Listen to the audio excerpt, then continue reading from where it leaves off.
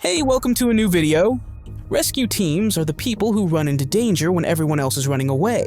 Whether it's a collapsed building, a flooded city, or a stranded hiker clinging to a cliff, these men and women risk their lives to save others. Their work often means battling extreme weather, unstable terrain, and environments that can turn deadly in seconds. During Hurricane Katrina in 2005, rescuers waded through contaminated water, downed power lines, and hostile conditions to evacuate families. Mountain rescue teams in the Himalayas face avalanches, blizzards, and thin air at altitudes above nearly 4 miles or 6 kilometers. In Nepal, rescuers have tragically lost their own lives while attempting to save stranded climbers. Despite the risks, these teams throw themselves into danger because they know every second matters. It's a job that demands courage, stamina, and the willingness to face the unknown, often with no guarantee of survival. Are you new to this channel? Make sure to subscribe and hit the notification bell. And before we start, also like the video. They may wear sharp suits and earpieces, but the life of a presidential bodyguard is anything but glamorous. These elite protectors are trained to literally put themselves between a head of state and a bullet. History is filled with moments when their split-second decisions changed everything. When President Ronald Reagan was shot in 1981, Secret Service agent Jerry Parr shoved him into the limousine and ordered an immediate hospital run. Doctors later found the bullet had stopped just inches or centimeters from Reagan's heart. Bodyguards are not only human shields, but also strategists, constantly assessing threats from snipers, drones, and even cyber attacks. Their work means living in a state of constant hyper-awareness, knowing one mistake could change the course of history. Long hours, hostile regions, and military-level training come with the territory. Being a presidential bodyguard isn't about muscle.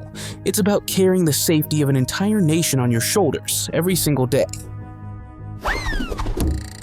Quietly going for a day of fishing with your family or friends? That sounds pretty safe, right? However, this changes the moment you start working as a fisherman. Commercial fishing, or fishing for the purpose of making money, is considered one of the most dangerous professions in the world. It is a dangerous profession with many risks involved. Therefore, it is better not to go fishing alone.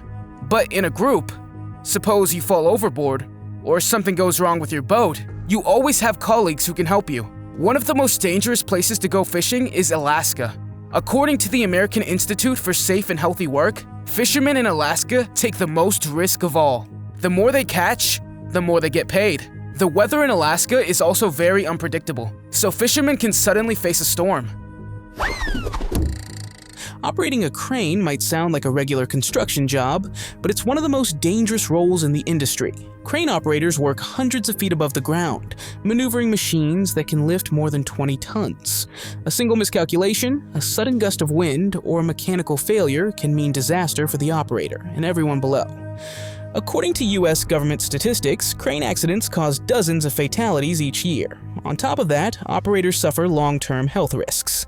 Hours in a cramped cab lead to chronic back and neck issues, while the intense concentration brings constant stress. In countries with weaker safety standards, the risks skyrocket, but crane operators remain essential for building modern skylines.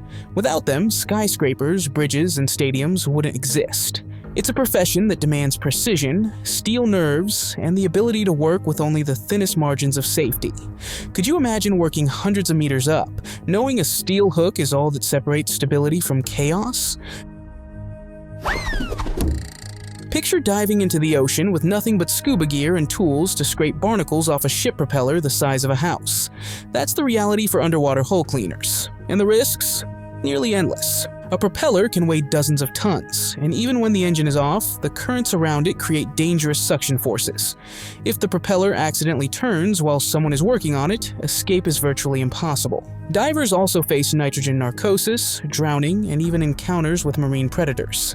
In 2013, a diver in Singapore was fatally pulled into a ship's intake system while cleaning a tanker. Visibility often drops to near zero, leaving divers disoriented as they work. It's a job requiring specialized training, unshakable nerves, and technical skill in pitch-black conditions. Yet it's essential. Without these workers, cargo and naval ships would slow down, burn more fuel, and rack up massive costs. It's one of the world's most overlooked but deadliest jobs, literally keeping global shipping afloat.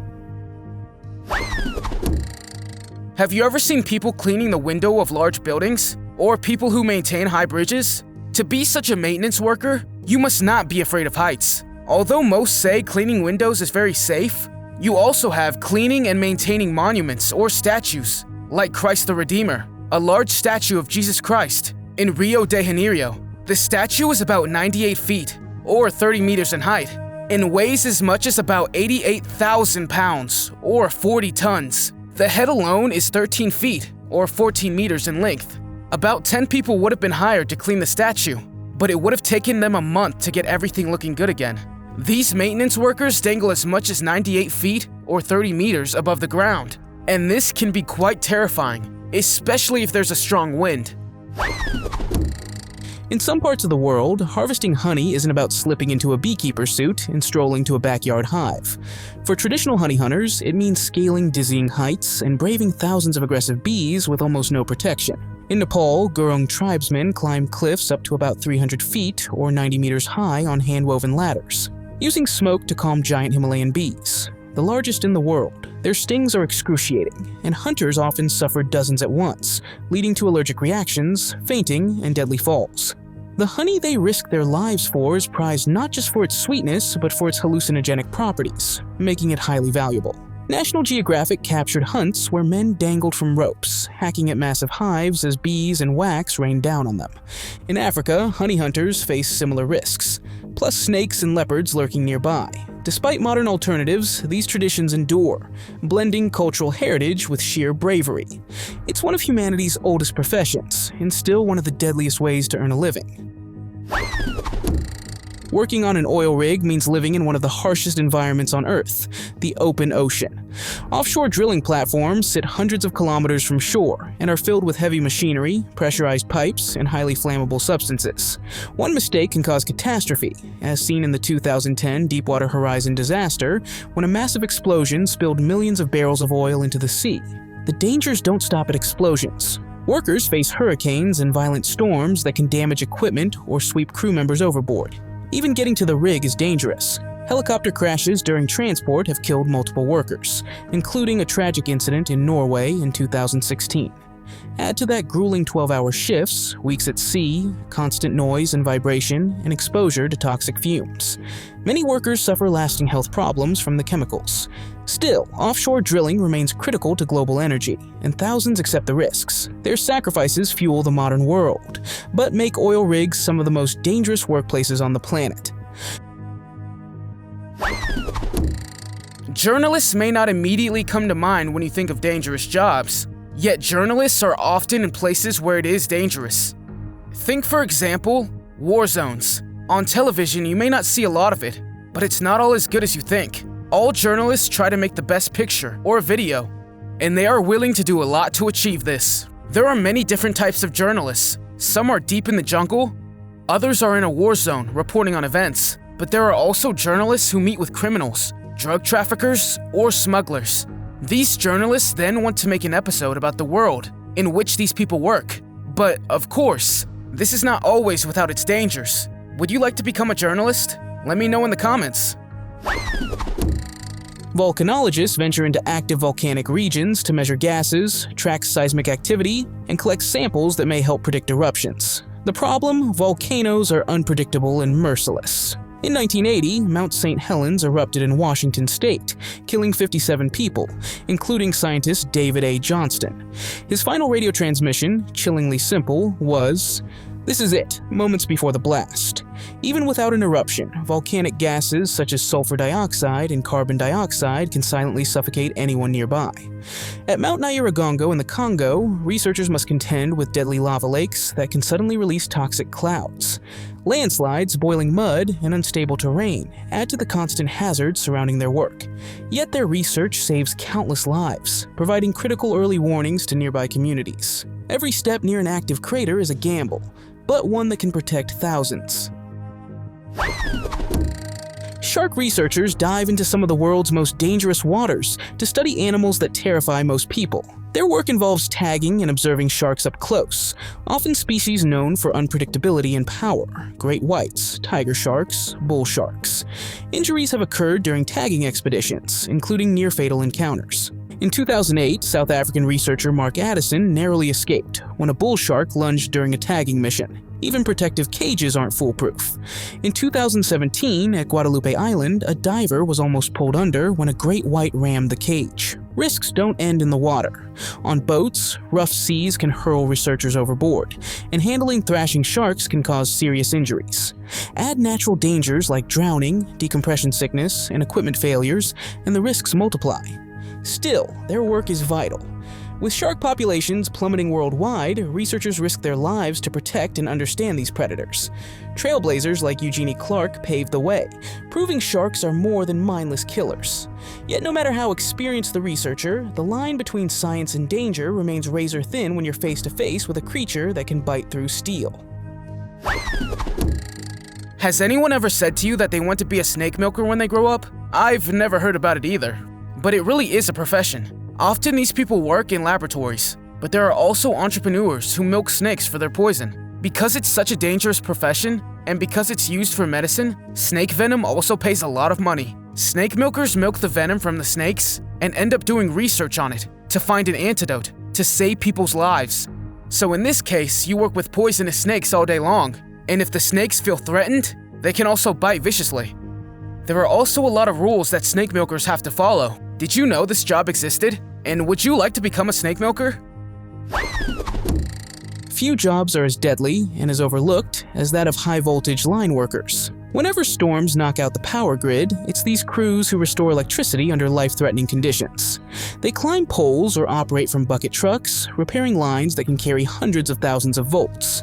One slip, one wrong touch, and electrocution is instant. According to the U.S. Bureau of Labor Statistics, the fatality rate for line workers is more than 20 times the national average. The dangers go beyond electricity. They often work in ice storms, hurricanes, or blizzards, risking hypothermia, falls, and flying debris. In rural areas, they climb wooden poles in remote locations, while in cities, they navigate dense cable networks in cramped spaces. Exhausting shifts and fatigue only add to the risk. Despite the dangers, their work is essential. Without them, hospitals, homes, and emergency services would grind to a halt. They are the invisible first responders, risking their lives to turn the lights back on. It's a job that requires immense courage, precision, and calm, even with danger lurking at every moment. Sherpa guides in Nepal are the unsung heroes of the Himalayas, making climbs of the world's highest peaks possible. While adventurers chase glory on Everest and other giants, Sherpas carry the burden, hauling supplies, fixing ropes, and leading climbers through perilous terrain. The risks are staggering. Above 5 miles or 8 kilometers, the so-called death zone, oxygen is so scarce that the human body slowly shuts down. Add avalanches, blizzards, and sheer cliffs, and every expedition becomes a gamble. Tragedy is all too common. In 2014, an avalanche in the Khumbu Icefall killed 31 Sherpa guides, the deadliest day in Everest's history. Just a year later, a massive earthquake triggered another avalanche at base camp, killing at least 18. Sherpas often make multiple ascents in a single season, exposing them to far greater danger than their clients. Yet they earn only a fraction of what wealthy climbers pay for the experience. Still, their courage and skill make modern expeditions possible, often at great personal cost. Sherpas are indispensable, risking everything so that others can stand on the roof of the world.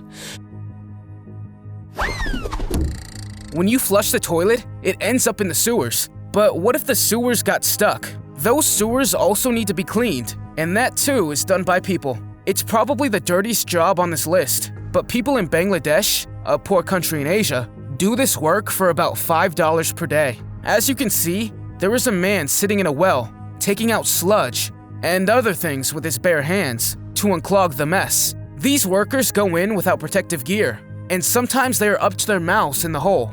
This is obviously very dirty and can also be very dangerous. They can catch all sort of diseases and infections this way. Also, in some circumstances, they have to hold on to a rope with their hands to avoid being flushed.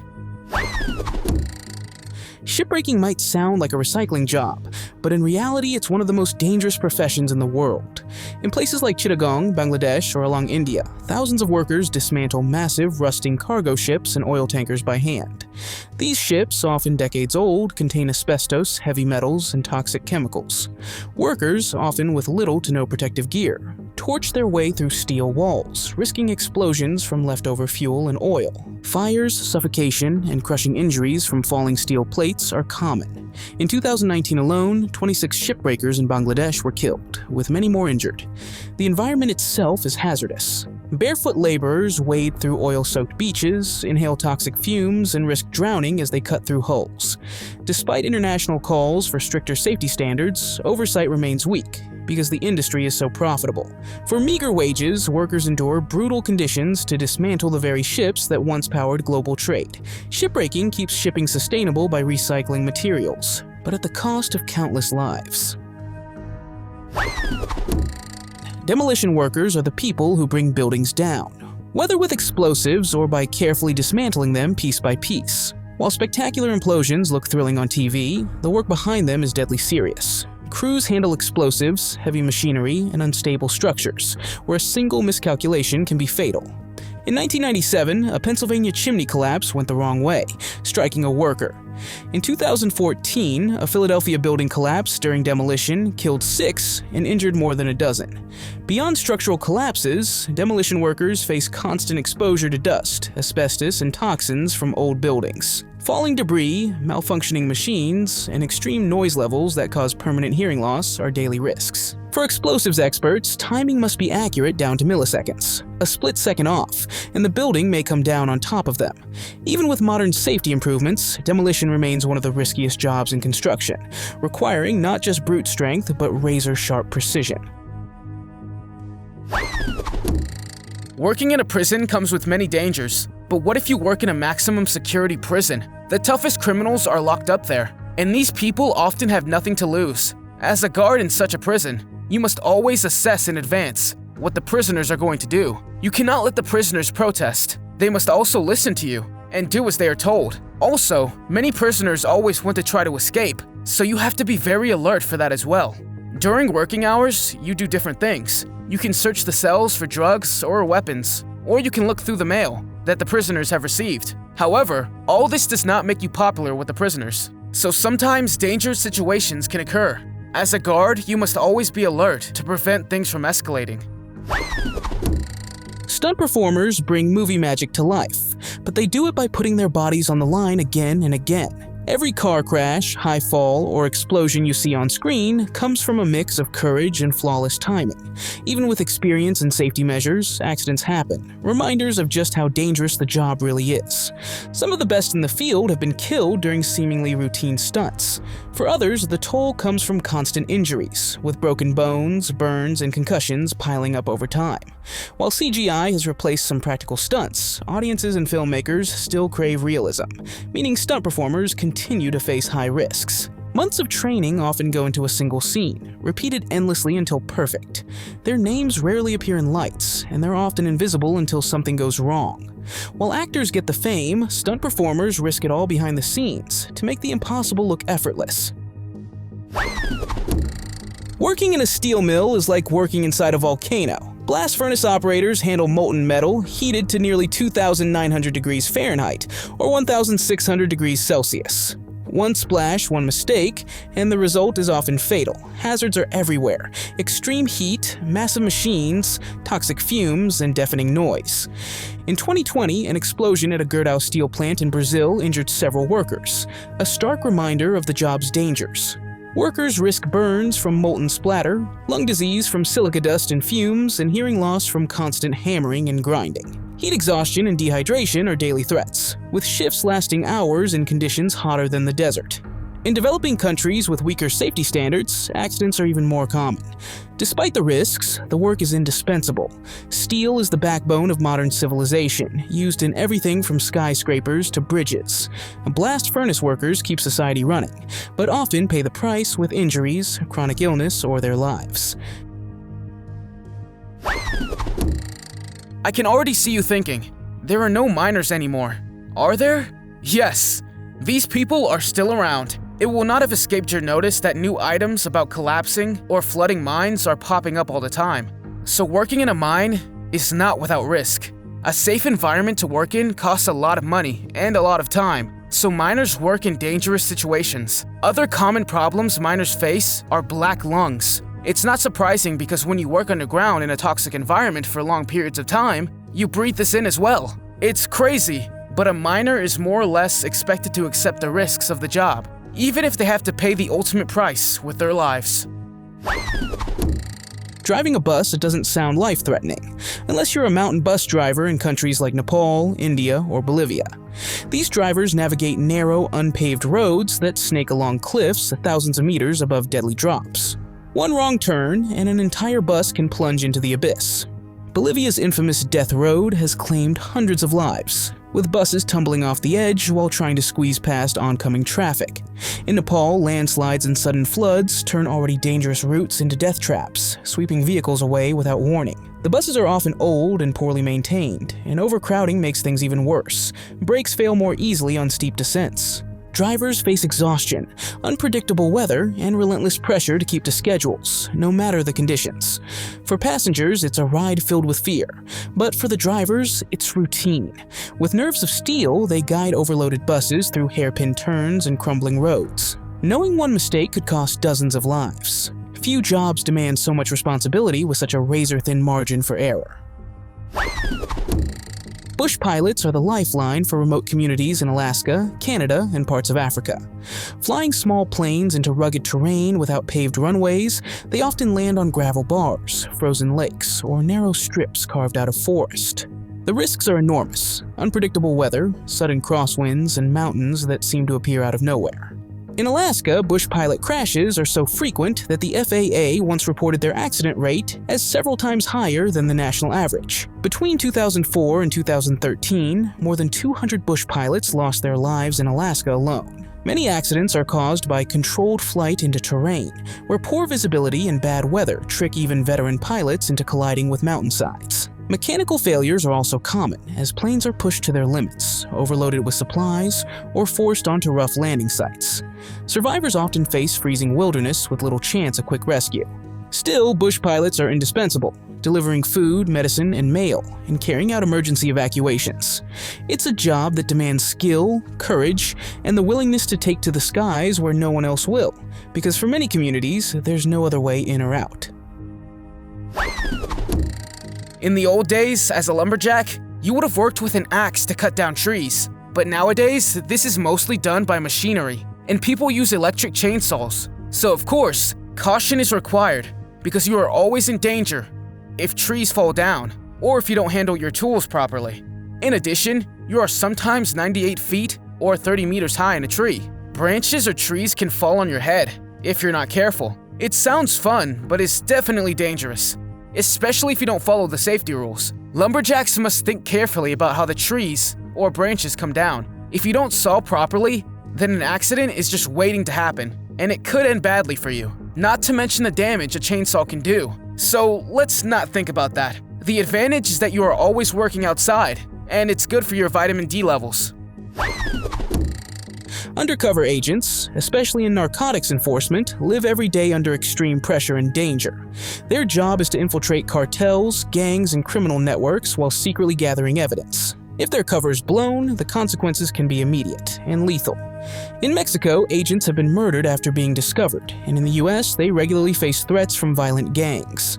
The risks are not just physical, but psychological, as agents may live for months or years, cut off from their families, buried in a false identity.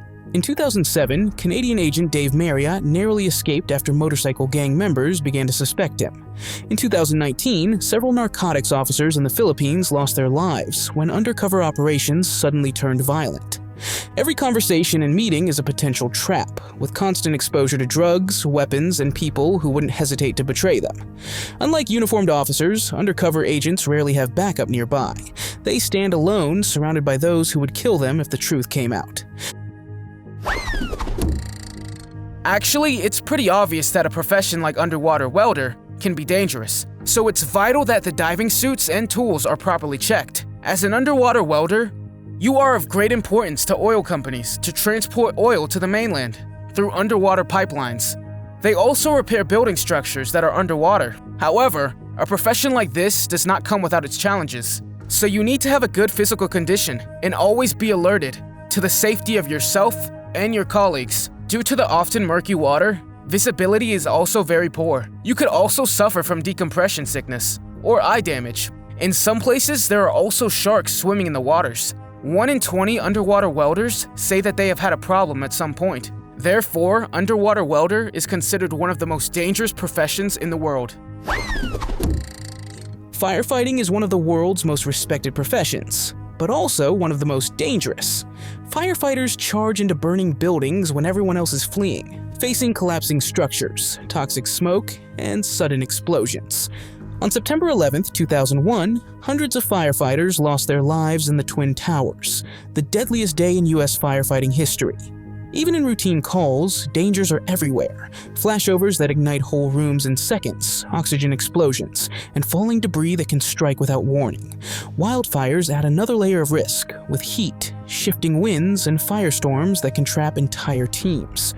Beyond immediate threats, long-term health risks loom large. Firefighters face higher rates of cancer and respiratory illness due to constant exposure to smoke and chemicals.